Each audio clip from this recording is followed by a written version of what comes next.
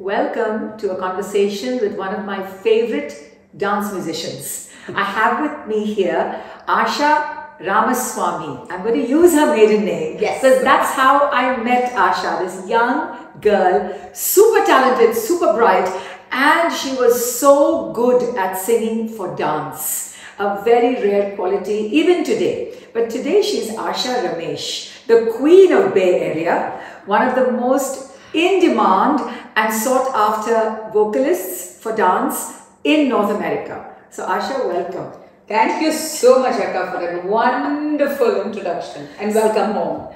So Asha Ramaswamy, this young girl, wide-eyed girl, yes, with a wonderful parampara of solid Carnatic music. And then when you first started singing for dance, what was that shift for you like?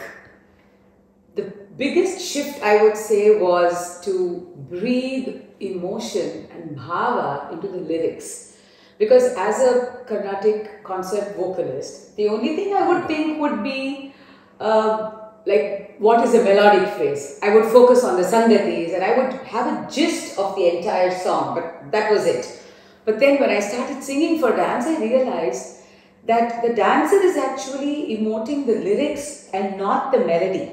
So that was a very new thing that I had to first understand the meaning and also follow the actions that the dancer was doing, right? Like for instance, sangatis, I would have to tweak it. If they are doing some soft movement, I would not be, accompanying with a fast paced or something. So it had to be appropriate, and that took me a while to learn. And I started my career singing with Valli Akka, Alarpin Valli Akka, and so the extra practices, I would sit with her and watch her. And then when I started working with you and Preeta Akka, the time spent was important for me. It was not like a performance-oriented rehearsals, which I think we had. Yes. Which is so nice because there was no time limit for it. We just had rehearsals. Exactly, right. So I learned while you were choreographing or whatever, so that I could also understand what you are trying to say and try to match it musically. And I think it helped that there was my guru and then there was Madhuri Krishnan, who was like a music guru. Correct. So I always feel that it's always good to have somebody else senior as we younger people, and even today we just this one overview. Absolutely. And I feel somehow almost sorry for today's generation because they're so independent so quickly on their own, and this shared, not this umbrella of the live interaction is missing. Yes, the live interaction. Yes. Everything is available on social media or other platforms and audio platforms, video platforms. So I think that live interaction of creating, that's missing. So if I ask you, you worked with Valli, who is very strong and very particular about her music. Absolutely. And then you worked with Lakshmi Vishwanathan, who is equally, if not more strong. Yes. It has to sound a certain way. Right. And then you worked with Malavika and with me and my sister. And what were the differences or the shifts you had to make consciously when you went from one artist to the other? That's a fabulous question. First of all, I was wide-eyed, and because all of you are such leading artists, and when I'm just walking into the rehearsal space, I would be in awe, and then I had to tell myself that no, I'm here to support and to kind of help in the creation that's happening. So with Valli Akka, I would say that especially with Padams and Javalis, we had gone to Muttama's house, and both of us would sit and learn from Muttama. So if she was teaching, for instance, Yate Kande, Muttama would say, Yate Kande ni. I had to sing in that speed, and Valli Akka had to emote in that speed. So that mutual thing that we would do, that learning experience, I still get goosebumps when I think of it. So beautiful. So that nidanam is something, while bringing bhavam to that Kalyani or Bhairavi or whatever that was, matching that movement, that was different there. And then when I started singing for you and Preeta Akka, I had Krishnan Mama there. Right? Krishnan Mama was there, which was energy. And I had a much more freedom, I think, as far as Neraval was going. Yes. So because he was himself a pure Carnatic vocalist. But in the Aryapudi Bani. In that Bani, so he would say Neraval Pad. I still remember for our Panturadi, beautiful Ratnam, right? He would say Neraval Padniko, and then I would watch your hands and see if you were lifting your hand. I would try to do a upward movement. So that was a different experience. And another thing I would like to mention is when you were choreographing in those days itself, you were doing those the non-traditional pieces. I learned a lot as to how much melody means to the lyrics and vice versa for that third element of the dance to come in. So that was beautiful. And also, Asha, I felt at that time when we were working, there used to be a tendency for the singer, the mridangist, the flautist, the violinist all to play at the same time together. Correct. Right? Everything would happen at the same time. Right. And it wasn't as if the musicians stopped and then we gave the flute 1 hour. Nothing was planned. Nothing was planned. Correct. It was such a beautiful osmosis, right? Everyone was feeding off of each other. There was no such thing. And then there was no fixed thing. What you did today, you would not be doing that the next rehearsal. Or maybe one extra hour. Exactly. So only cues. So I never saw during our time anybody with notes sitting there. You may have the words. That's it. And yeah, exactly. Well, today we have iPads. Every musician has an iPad with the cues. True. Right? I mean, you actually, I'm so glad you brought that up. Sometimes I go to some shows and I see them that I hope this doesn't come out the wrong way, is the singers don't take their face off the notes. I think it's extremely important is, even if you do 2 rehearsals, it's more than enough. And it's not like brand new pieces, they're all tried and tested pieces. If you know the lyrics. And it's so much easier if we look at the dancer and sing, just to be able to do 10% of what they are trying to show on stage. So notes, just for reference, I think that's more than enough. Okay, I hope everybody is taking notes here. But coming back to your move to America when you were so busy, and in a sense people would say your career graph was just taking off as a musician and as a dance musician, and you come to America, it must have been very lonely in the beginning. Absolutely. Were you depressed? Almost, if I may say that. First of all, your that inability to move around. Right, because I didn't know driving, I didn't have a driver's license when I came. So then you're confined to, we all started small, right, a 1-bedroom apartment, and my husband goes away to work, and then all day I'm sitting and twiddling my thumbs, how much can you set up a 1-bedroom apartment? And then I would sing, and then I would think, oh, concerts, and then I would get these clippings from my father about all the upcoming season kacheris, and I would say, okay. It was very depressing, and winter and all that, it adds to you. Yes. But took a lot of work, and we had to start from scratch. So you didn't plan on, in India you never thought you'd be a teacher, you always thought you'd be a performer. Yes. But America made you, sort of forced you to make a different choice. Because I had to do something to keep it going, right? Because even when I was doing my MPhil, the necessity was to get into academia, right? But I said, no, I'm not going to submit because I didn't want to get into teaching and that whole thing. Right. That was not because I wanted to be a performing artist. But of course it was busy. But when I came here, I realized that I had to do something, and then I felt there was space in that available. So I did start teaching. Probably I came in July and I started teaching in October. That Vijayadashmi I started teaching. Yep. So in many ways, for Indian families, coming into music class or dance class is like an India 101 culture course. Absolutely. Correct? Absolutely. So you not only teach the process, the technique of music, but you end up talking more to the children, much more than you may have done in India. Or we did with our own teachers, gurus. Yes. Right? In our cases, we would go to the class, learn whatever and come back. We never had these discussions or like additional information that had to be told.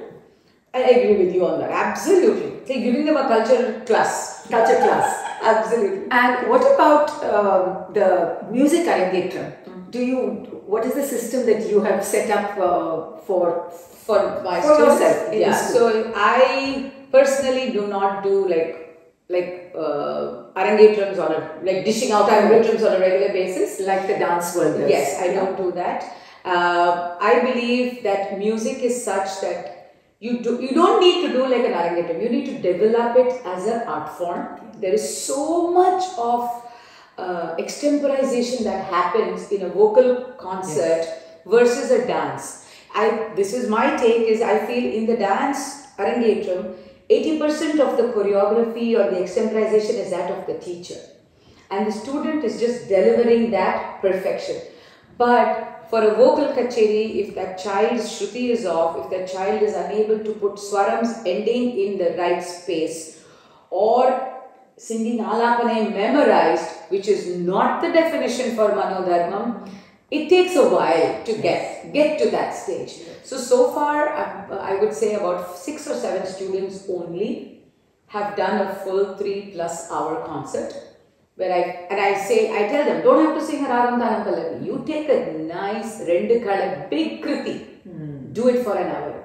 To have that stamina to do alapani for 20 minutes, do neraval and do the big kriti. So that is my take, and the children are so far happy. But I do make them perform. Once they are at the kriti level, I let them go sing at any opportunity possible. And every 3-4 years we do a production as well. We take very unique subjects to incorporate Carnatic music, and we do like an 1.5-hour production, including where all the students are singing.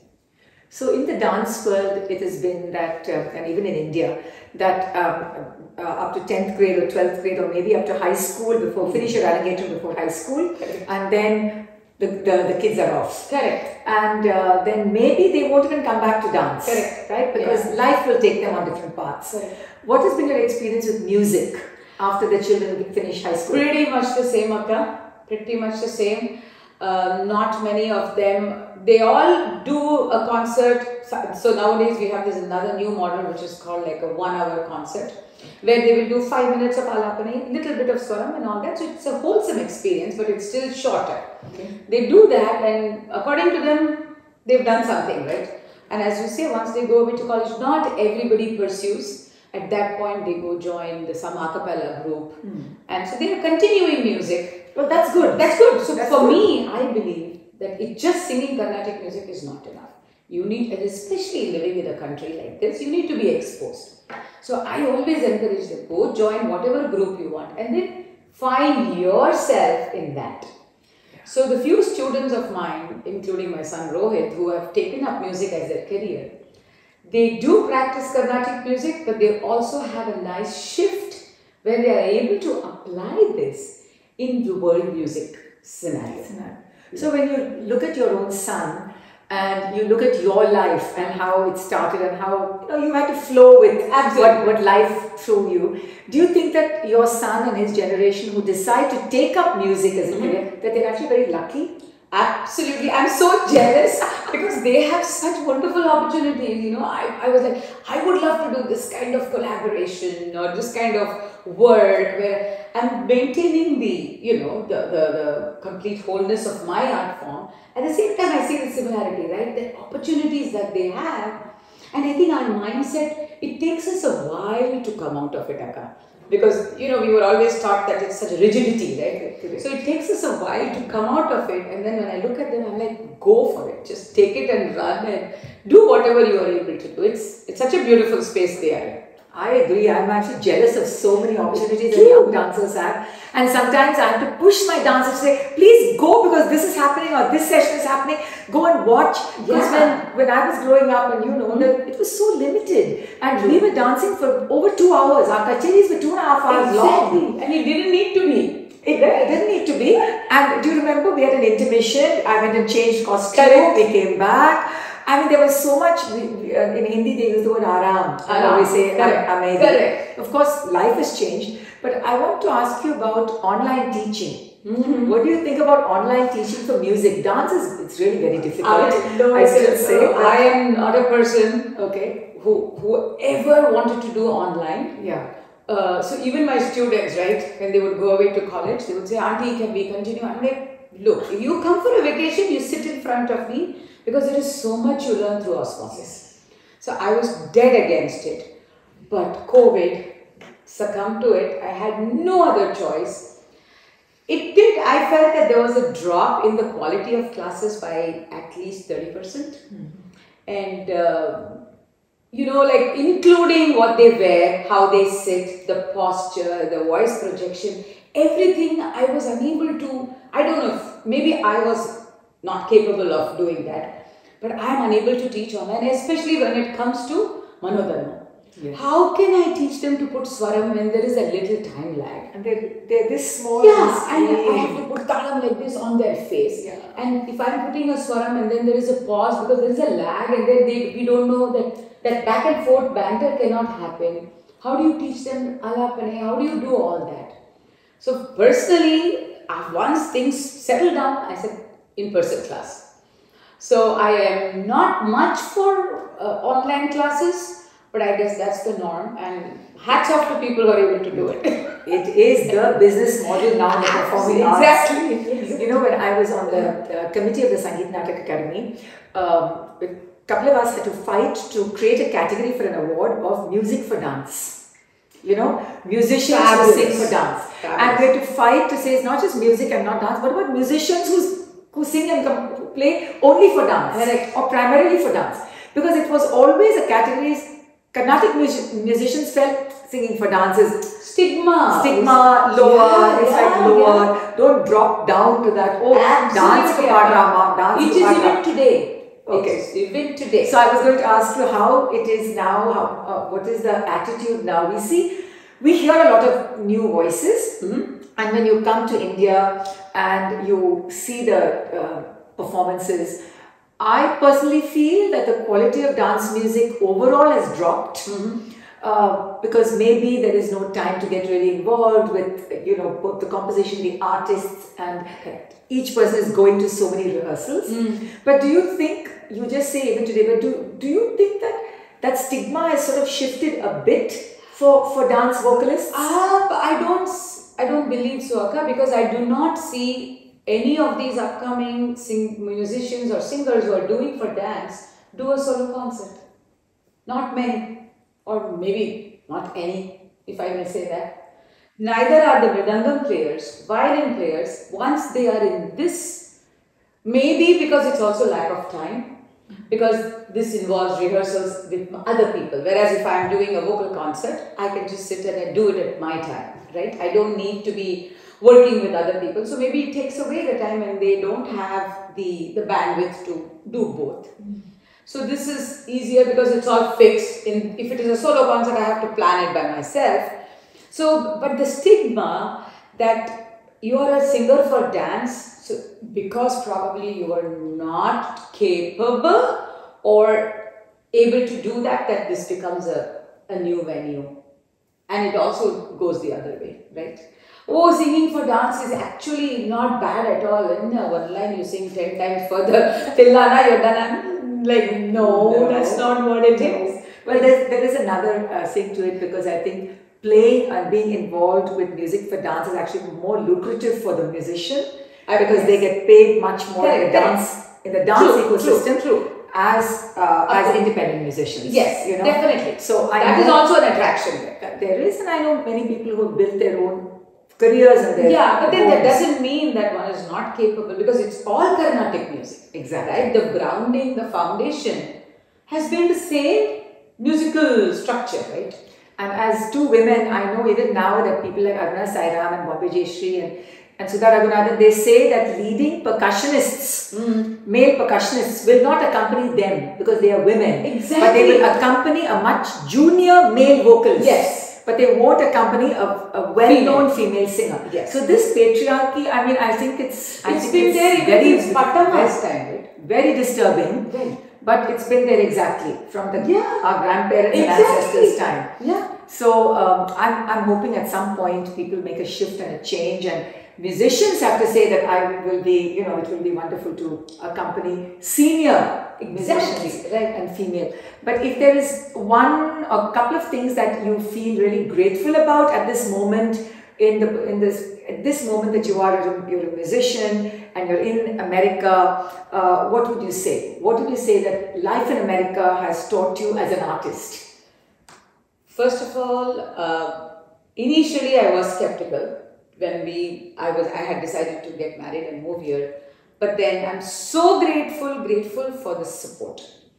without family support, anywhere you can't do it, and especially in a new country where everything is new, including your spouse, right? So settling down, so I think the familial support was absolutely something that I'm grateful for eternally. And the grounding that I got as far as music goes from my guru, D.K. Jayaraman and Nanganallu Ramanathan, both of them have always encouraged. Initially, DKJ was skeptical that I was going to sing for dance, but TSP Mama really convinced him and said, it's a good worry, so let her sing. So that's why he was very particular. TSP Mama would tell me, be choosy about which dancer you are going to be along with, right? So I think that grounding really gave me that I can do music wherever I am. So that much confidence, I would definitely be grateful to my gurus. And after coming here, it took a while, and so the community support. At that time, there was not so much, like I'm talking about 30 plus years ago. Such support we got from the community, from the local organizations, as you know, we would all come together, and there were fewer artists around, so we all were in the same boat. So we were all working together. That's really another thing that I'm grateful for. And this journey has been very beautiful, although I do have a little thing that I wish I was doing more concerts, solo concerts. Yes, I'm doing very well. I got exposed to other genres as well, Akka, thanks to local dance schools like Maithili Kumar and Vidya Subramaniam when she used to live here. We all worked with flamenco dancers, we worked with Balinese musicians, and we worked with taiko drums. So multiple genres I got to work, and that globalness which I felt and which I still feel, and I love talking to my students about it. So I'm grateful. I think I'm so happy that I moved here, because if I would have been in India, it would have just been a musician. Yes. But over here, I got to compose. I compose a lot. I do a lot of music productions and things like that. So that element, I think I'm grateful to this country for that opportunity. And I'm grateful to you for spending time on this conversation. Thank you. We cannot end this conversation without hearing her sing, right? So why don't you sing the Pantuvarali? Just the first line of Yengum Nirenda Parampuruli. Yengum Nirenda Parampuruli